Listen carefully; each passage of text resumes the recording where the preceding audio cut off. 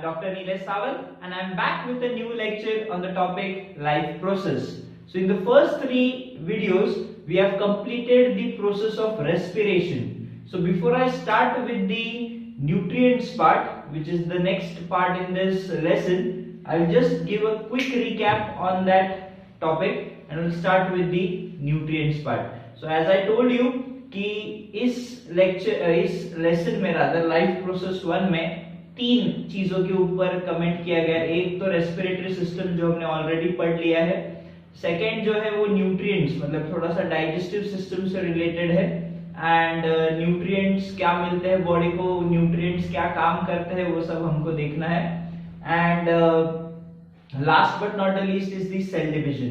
सो आज अपन फटाक से रेस्पिरेशन का एक रिकैप देखते हैं and then we'll move on with the digestive part or the nutrient part.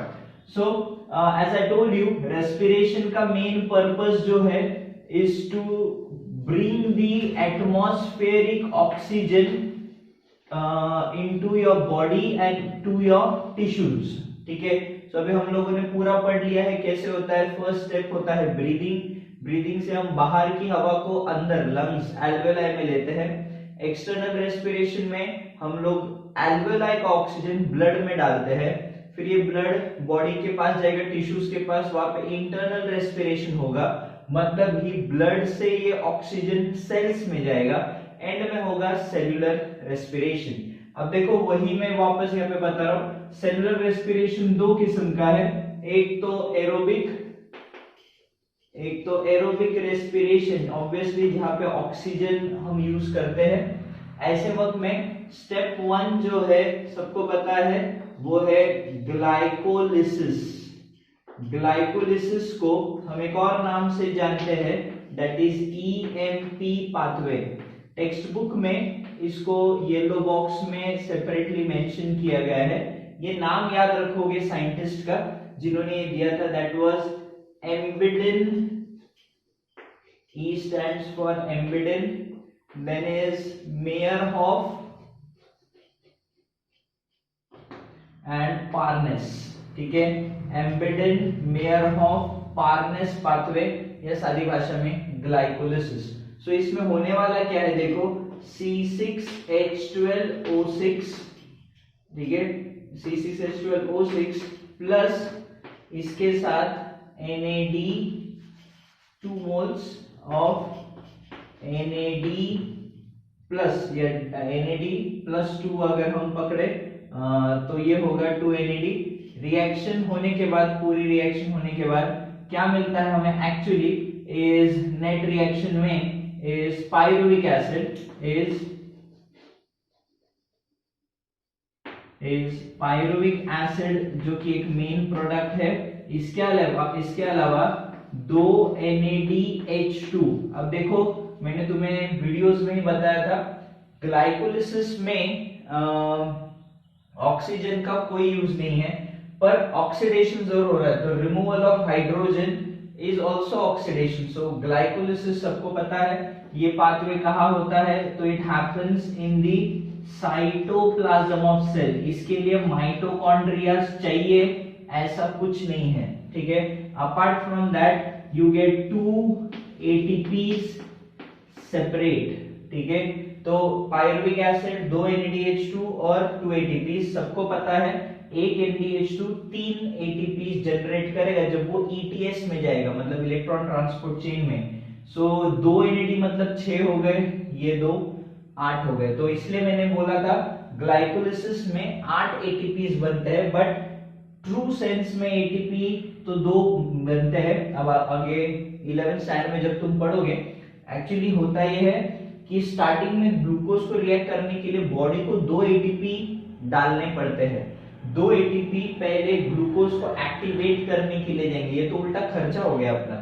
And reaction के दरमियान 4 ATP बनते हैं, मतलब ट्रू सेंस में ATP तो 4 ATP बने हैं, बट 2 ATP यूज भी तो हुए हैं, इसलिए नेट ATP हम लोग 2 लिखते हैं।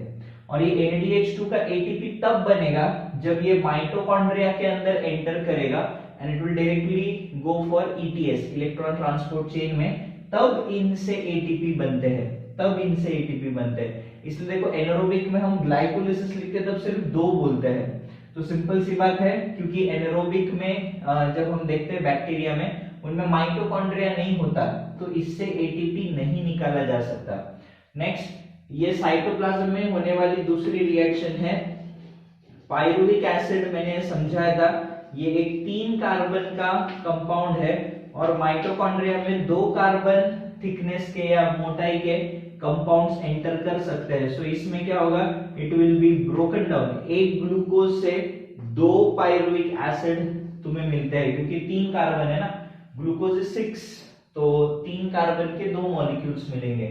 तो इसमें भी तुम्हें 2 मॉलिक्यूल्स ऑफ एसिटिल कोए, देन इधर भी तुम्हें 2 मॉलिक्यूल्स ऑफ NADH2 प्लस कौन है अपना 2 CO2 ये मिलते हैं। ठीक है, सो ये रिएक्शन एक्स्ट्रा है, क्योंकि मैंने बताया था 3 कार्बन का पायरुविक एसिड माइटोकॉन्ड्रिया में नहीं एंटर कर सकता, तो उसको पहले एसिटिल कोए में बदलना जरूरी है। सो इधर रिएक्शन होगी, यू विल गेट दिस। तो यहाँ पे भी 2 एटीपी मतलब 6 एटीपी यहाँ पे भी बनते हैं। एंड देन होता है क्रेब्स साइकिल, यही लिख देता हूँ। सो यहाँ पे होता है क्रेब्स साइकिल। क्यों इसे क्रेब्स साइकिल कहते हैं मैंने ऑलरेडी बताया। देन इसको हम सिट्रिक एसिड साइकिल भी बोलते हैं। क्यों? क्योंकि पहला स्टेबल प्रोडक्ट सिट्रिक एसिड ही बनता है, और सिट्रिक एसिड में देखोगे 3 कार्बोक्सिलिक फंक्शनल ग्रुप्स होते हैं। So it is tricarboxylic acid cycle. So ये तीनों नाम क्रेब्स साइकिल को ही है।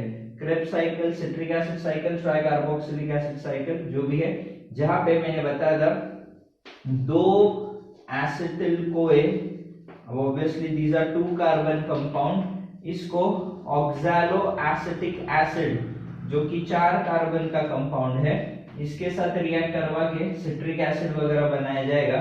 And first step is citric acid, and उसी को कन्वर्ट कर करके वापस ऑक्सैलो एसिटिक एसिड में कन्वर्ट किया जाएगा। मतलब इसको साइकिल ऐसी है कि ऑक्सैलो एसिटिक एसिड में कन्वर्ट किया जाएगा, वापस को ऐड करके ये साइकिल चलती रहेगी।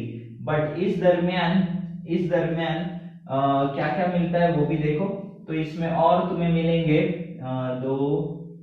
6 NADH2s, इसमें 2 FADH2, और ट्रू सेंस में 2 ATP, एक्चुअली GTP मिलता है, guanosine triphosphate, but you can take those 2 GTP as 2 ATP।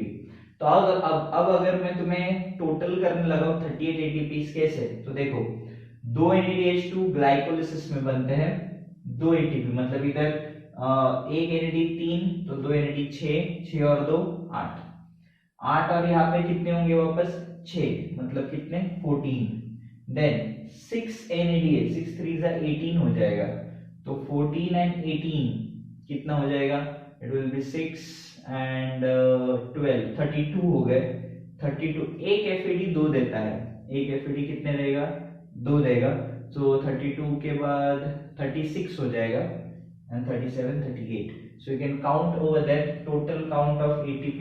तो देखो 2 NAD 4 और 6, मतलब 10 NADH2 ओवरऑल पूरे साइकिल में बनते हैं, पूरे साइकिल में मिला के, एंड इनटू 3 करोगे तो 30 ATPs यही से आते हैं। ठीक है, देन 2 FADH2 बनते हैं, जो हर एक FADH2 2 देगा, तो ये 4 ATPs बनाएगा, और 2 डायरेक्ट है, ग्लाइकोलिसिस में 2 बनते हैं, क्रेब्स साइकिल में 2 डायरेक्ट ATPs बनते हैं। तो ऐसे करके डायरेक्टली 4 ATPs की अगर बात करूं तो हिसाब होता है 38 ATPs का। पर एक चीज याद रखो, इनसे ATP निकालने के लिए हमको लास्ट स्टेप करना पड़ेगा ETS, इलेक्ट्रॉन ट्रांसपोर्ट चेन। मतलब अगर मैं ट्रू सेंस में बात करूं, क्वेश्चन कभी कभी आता है डायरेक्ट ATPs मतलब ये, तो ग्लाइकोलिसिस में डायरेक्ट ATPs 2 है, क्वेश्चन आता है ओवरऑल ATPs कितने, तब 8। क्वेश्चंस ठीक से पढ़ो, ये कंफ्यूज करने वाले क्वेश्चंस होते हैं। ग्लाइकोलिसिस में direct overall net gain of ATPs आया तो 8 ही लिखना है, पर क्वेश्चन में एक वर्ड आया डायरेक्ट एटीपीज, तो टेक्निकली 2 ही लिखोगे। इवन क्रेब्स साइकिल की बात करते हो, डायरेक्ट एटीपीज 2 ही मिलते हैं, बाकी सब इनडायरेक्ट है, इनको प्रोसेस करना पड़ेगा via the process of ETS, electron transport chain. और ये तो अगर ऐसे देखोगे 8 बनते हैं ग्लाइकोलिसिस में, 30 बनेंगे इन क्रेब्स साइकिल, ठीक है। ऐसा अगर हम बोलेंगे तो भी कम नहीं है, बिकॉज 6 3 18 और 2 20 एंड ये 20 एंड 4 24, ये 6 है मतलब 30 एंड ये 8 है, दैट बिकम्स 38। सो इस तरीके से अगर हम देखें तो हमें ये देखने को मिलता है दिस इज ग्लाइकोलिसिस। अब रादर द एरोबिक रेस्पिरेशन जो है, अब तुम बोलो इस ये भी तुमको एक फैक्ट बता देता हूँ, यहाँ पे ऑक्सीजन नहीं लगता, इवन क्रेब्स साइकिल में ऑक्सीजन नहीं लगता, जो ऑक्सीजन लग रहा है वो ईटीएस में लगता है, लास्ट स्टेप, ठीक है। सो जो हम ऑक्सीजन ब्रीद इन कर रहे हैं, ना क्रेब्स साइकिल सॉरी ना ग्लाइकोलिसिस में लगता है, ना क्रेब्स साइकिल में लगता है, वो NAD से FADH2 करते वक्त, NAD FAD को ATP करते वक्त, तब वहां ऑक्सीजन की जरूरत पड़ती है। सो लास्ट स्टेप एग्जैक्टली अगर हम बात करें तो वहां पे होता है। So overall hope so respiration सबको समझा होगा। तुम्हारे बुक में 2 फ्लो चार्ट्स दिए हैं, तो वही मैं अगर लिखूं तो ये जो हिसाब है ये वाले 34 ATPs टेक्निकली ETS से बनेंगे, जो कि माइटोकॉन्ड्रियाज के F1 पार्टिकल्स में तुम्हें देखने को मिलता है। सबको पता है F1 पार्टिकल्स, फर्नांडिस मोरन पार्टिकल्स, या उन्हें ऑक्सीजोम्स भी कहते हैं। सो वो इन्हें कन्वर्ट करेंगे इनटू ATP, ठीक है। सो इस तरीके से ओवरऑल रेस्पिरेशन प्रोसेस होता है इन एरोबिक ऑर्गेनिजम्स। तो जो ऑक्सीजन का इस्तेमाल करते हैं वो इस तरीके से उसे कन्वर्ट करते हैं। सो ऑब्वियसली ये सबसे एफिशिएंट माना जाता है। एनारोबिक की अगर हम बात करें, एनारोबिक रेस्पिरेशन की अगर हम बात करें, इसी को हम लोग फर्मेंटेशन कहते हैं। बट ये भी 2 किस्म का होता है। अगर प्रोकैरियोटिक एनिमल्स ये करें, मतलब प्रोकैरियोटिक ऑर्गेनिजम्स बैक्टीरियाज ये करें, तो इसका रिजल्ट अलग है। बट जब कोई यूकैरियोटिक एनारोबिक में जाता है तो उसका रिजल्ट अलग है। सो एक मैंने जैसे बताया था, एक इज अल्कोहल फर्मेंटेशन, एक है अल्कोहल फर्मेंटेशन, मतलब सेल्स शुगर्स को ब्रेक डाउन करके अल्कोहल बनेंगे। तो मैंने बताया था कि जो बैक्टीरिया है, ईस्ट है, ये क्या करता है, ग्लाइकोलिसिस, 3 स्टेप होते हैं इन अल्कोहल फर्मेंटेशन, जिसमें ग्लूकोज को कन्वर्ट किया जाता है इनटू पायरुविक एसिड, एंड सबको पता है यहीं पे 2 ATP मिलते हैं और यहाँ पे 2 NADH2 मिलते हैं। सबने अभी जस्ट ग्लाइकोलिसिस किया। स्टेप 2 में है, अभी इनमें क्रेब्स साइकिल नहीं होता, सो डी कार्बोक्सिलेशन ये प्रोसेस होता है, जिसमें पायरुविक एसिड की अगर हम बात करें, it is being converted into acetaldehyde, या हम उसे ethanol, AL stands for aldehyde, ठीक है। बट इसमें सबसे इंपॉर्टेंट चीज है CO2 का निकलना। 3 कार्बन का जो पायरुविक एसिड है, ये 2 कार्बन के अल्डिहाइड में, तो 1 कार्बन CO2 बनकर उड़ जाएगा। एंड जो लास्ट स्टेप है जो कि है रिडक्शन, ठीक है। अब यहाँ पे मैंने पहले बताया इनके पास माइटोकॉन्ड्रियाज नहीं है, तो ये जो इथेनॉल सेकेंड स्टेप में बना है, इसके साथ NADH2 रिएक्ट करेगा, क्योंकि वो एक रिड्यूसिंग एजेंट जैसा काम करेगा, it can give H, and then what you get is ethanol that is C2H5OH। So normally wine making इसी पे है, फ्रूट जूस वगैरह जो भी है, जो भी हम रॉ मटेरियल लेते हैं, तो उसका ग्लाइकोलिसिस होता है, ग्लाइकोलिसिस के बाद ये होता है, उसके बाद ये मिलेगा। So these are the 3 reactions which are there. And यही जब एनारोबिक रेस्पिरेशन अपने में होता है, अपने सेल्स में, in deficiency of oxygen, so it leads to lactic acid fermentation.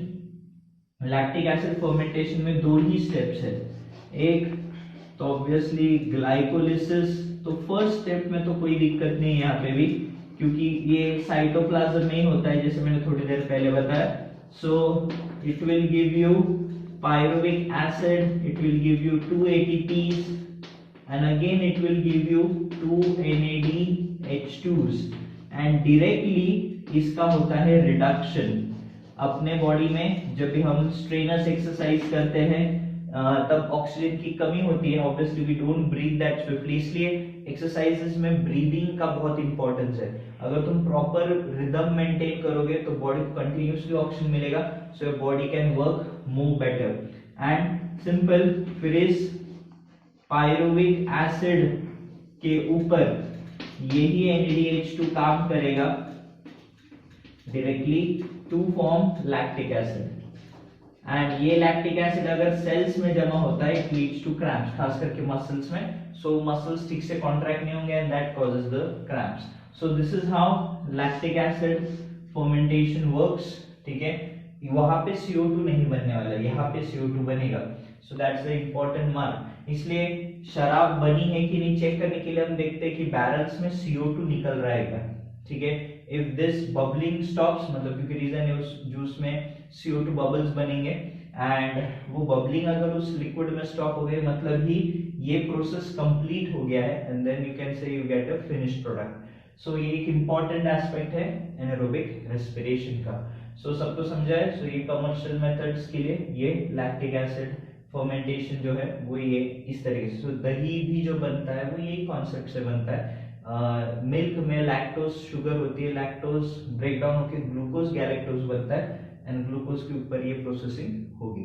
So in this way anaerobic respiration काम आता है. अब इसमें तुम देख सकते हो रेस्पिरेशन का एक रॉ मटेरियल जो है वो तो ऑक्सीजन है, बट सिंपल है. दूसरा रॉ मटेरियल जो है वो फूड से आता है हमें, जो कि जनरली तुमने इधर देखा है मैंने लिखा है ग्लूकोज.